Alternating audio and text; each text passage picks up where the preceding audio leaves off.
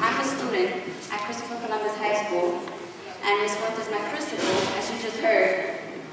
Okay. There's something I don't understand. How when at jails, right? When workers don't work, well, they don't close jails down, do they? So how come they're closing something that's actually productive to the community? That's something that I'm not fully understanding. I'm not. And Ms. Fuentes gave me a big opportunity. Something that I can't say that other schools did for their students, but I know Ms. Fuentes gave me a big opportunity, and I know she tries to help out all her students. And Ms. Fuentes found me initially in a staircase, crying at school because I felt I was hopeless. I felt hopeless. Okay? Ms. Fuentes gave me a chance, and you know what? I'm here. And I'm standing up for the school because I believe in selflessness. I think other students should have the same opportunity as I. Okay? Now I'm eligible to graduate in June. You know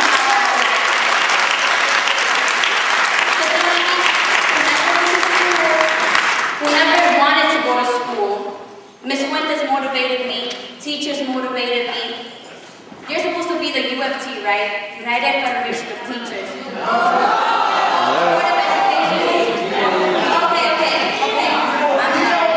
I'm sorry. Well, you're the DOE. Okay, you're the DOE. Well, if, I had a misunderstanding, I'm sorry. You guys should be for us, trying to help us. Because we're schools. We're not doing anything bad, we're trying to progress. That's all we're trying to do. And all you guys, some of you guys don't even care. I've been standing here, my head hurts. My head hurts. I've been standing here and most of you guys don't care. That's what I'm seeing. That's what I'm seeing. And it's a shame. Not shame on you, it's a shame. And I know you're about to say, yeah, close it down. Yeah, okay. Mr. Joe Klein, you're the chancellor. You should do something about this.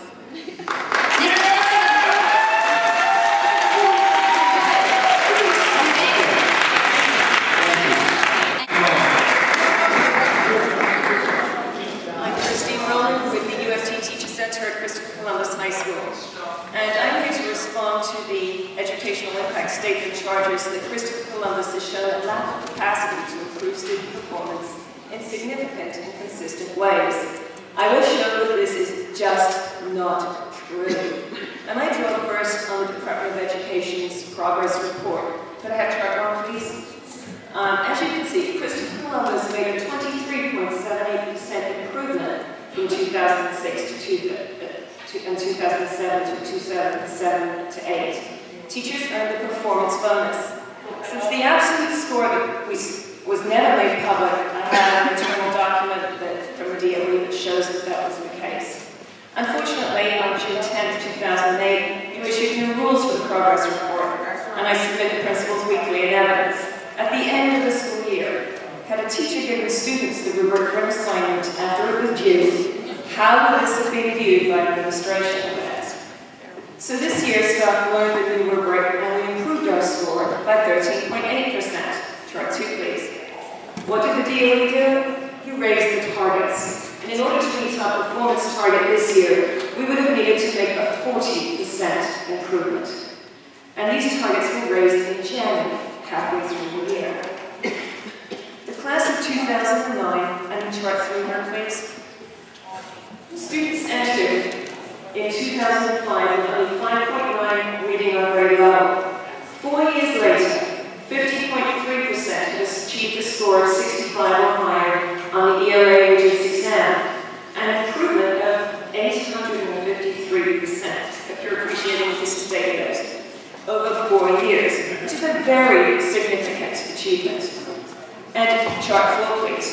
Only 14% of students entered on grade level in math, but by grade graduation, 56.6% of all students, an increase of 404% met standards in math. For general education, the number was actually 81.6%.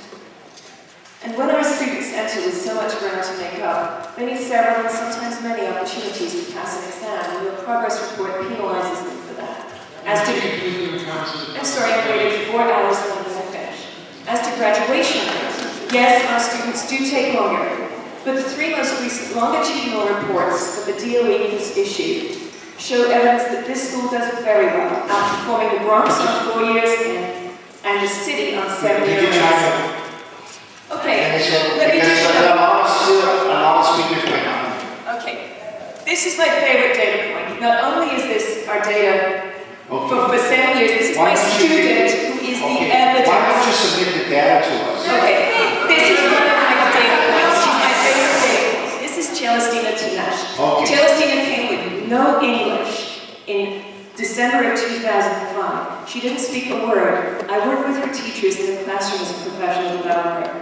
She graduated in June. She has a 4-year. She is now at a 4-year college. She's not taking remedial classes. This is the work we do at Columbus. Now look at Columbus is not a case of, I think the word was significant and consistently failing to show improvement. I would argue that we've been significantly and consistently failed by the Department of Education.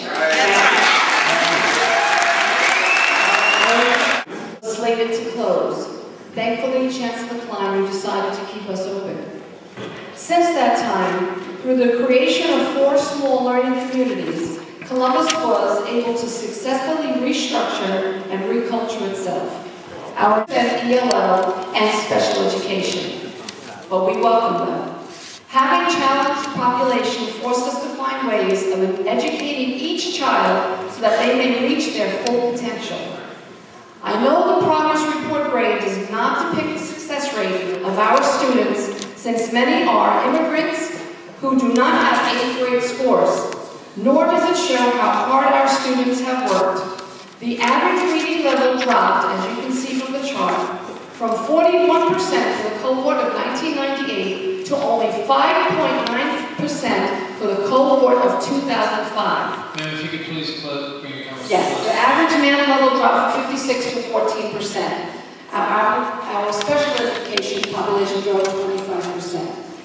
Even with that, we were able to graduate 40% of our class. I just want, on closing, that this is not a school, this is a home. And every single one of our students are devastated, as well as my staff and as well as myself, that this school could possibly closing, and the community is in such a need of a school for challenged